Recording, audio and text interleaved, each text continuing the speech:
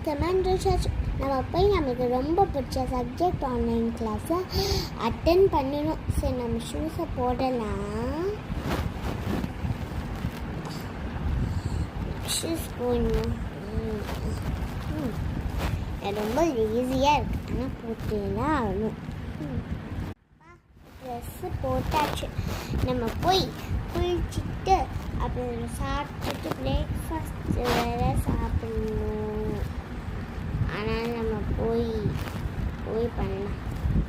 சரி, போய் சாப்பிடலாம்.